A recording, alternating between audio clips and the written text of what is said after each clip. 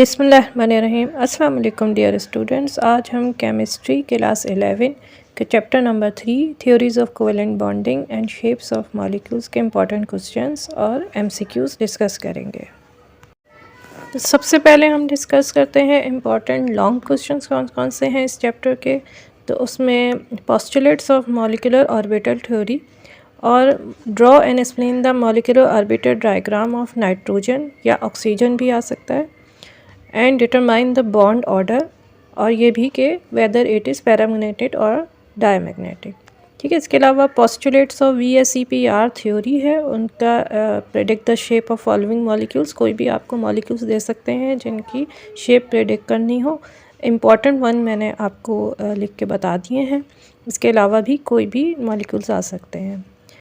फिर नंबर 3 पे हाइब्रिडाइजेशन और उसकी टाइप्स आ सकती हैं, या कोई भी मॉलिक्यूल्स की हाइब्रिडाइजेशन एक्सप्लेन करने को आ सकती है। इसके ऑल्टरनेटिवली इस तरह से भी क्वेश्चन आ सकता है कि उन मॉलिक्यूल्स का शेप बताएं जिनके 3 बॉन्ड पेयर इलेक्ट्रॉन्स होते हैं, या 3 बॉन्ड पेयर हैं, 1 लोन पेयर हैं, या कोई भी आपको ऑप्शन दिया जा सकता है। इम्पॉर्टेंट शॉर्ट क्वेश्चंस जो इस चैप्टर के हैं उसमें डेफिनेशंस हैं, bond energy, bond length, dipole moment, covalent radius की डिफरेंशिएशन है, जिसमें से मोस्ट इम्पॉर्टेंट VBT MOT वाली है और सिग्मा बॉन्ड पाई बॉन्ड वाली है। फिर रीजनिंग क्वेश्चंस हैं काफ़ी सारे जो इस चैप्टर में से इम्पॉर्टेंट होते हैं।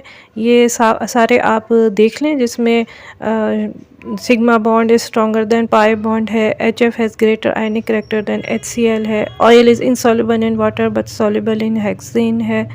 मुख्तलिफ़ किस्म के रीजनिंग क्वेश्चंस हैं जो आपको आ सकते हैं।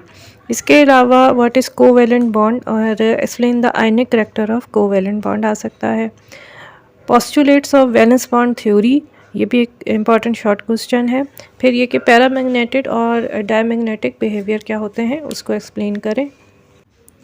लास्टली ये कि which hybridization you expect for central atom in each of the following, यानी कि आपको मॉलिक्यूल्स दिए जाएंगे और पूछा जाएगा कि सेंट्रल एटम में कौन सी हाइब्रिडाइजेशन हो रही है और उसकी रीज़न क्या है। ठीक है। अब हम MCQs पर आ जाते हैं। तो पहला MCQ है, if the bond angle in AB2 type molecule is 104.5 degree it's geometry should be. तो ये आपको जो टेबल दिया गया है इस चैप्टर में पेज नंबर 59 पे, तो उसमें एक्सप्लेन किया गया है कि बॉन्ड एंगल जब 104.5 डिग्री होता है तो बेंट की शेप आती है। ठीक है। उसकी ज्योमेट्री बेंट शेप की होती है। अब शुरू में इन्होंने AB2 टाइप मॉलिक्यूल लिख दिया है, हालांकि ये AB2E2 होता है। ठीक है। इसमें 2 लोन पेयर्स भी होते हैं, मगर ये कि बॉन्ड एंगल के लिहाज से बेंट ही इसका करेक्ट आंसर है। MCQ number 2, the highest bond energy in the following is. तो इसका करेक्ट आंसर है option B HF।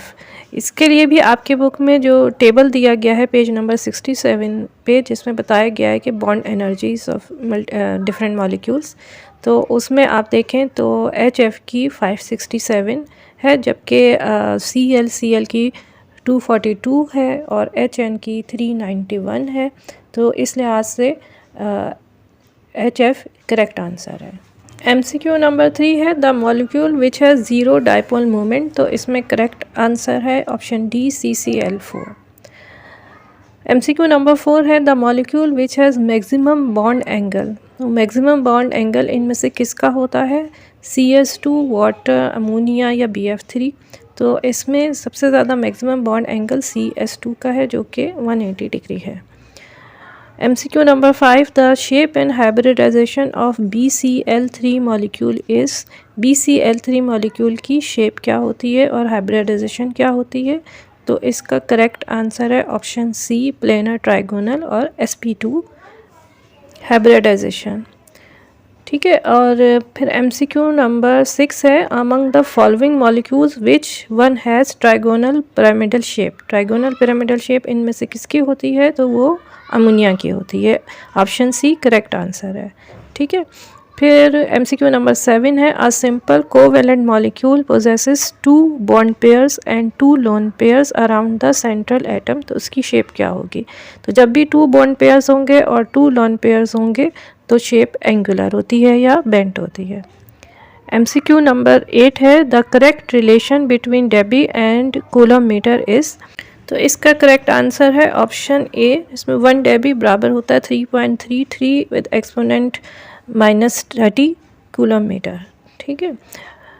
MCQ number 9 the bond order of nitrogen molecule is. Nitrogen molecule का bond order क्या है? तो इसका करेक्ट आंसर है ऑप्शन डी 3।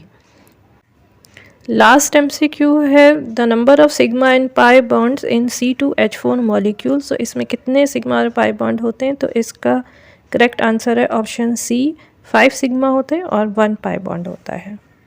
तो ये थे MCQs और इम्पॉर्टेंट क्वेश्चंस। उम्मीद है आपके लिए हेल्पफुल साबित होगा आपके एग्ज़ाम्स में, आपकी स्टडी में। ये वीडियो आपके लिए मददगार साबित होगी। दुआओं में याद रखिएगा। चैनल को सब्सक्राइब करें, वीडियो को लाइक करें, शेयर करें। अल्लाह हाफ़िज़।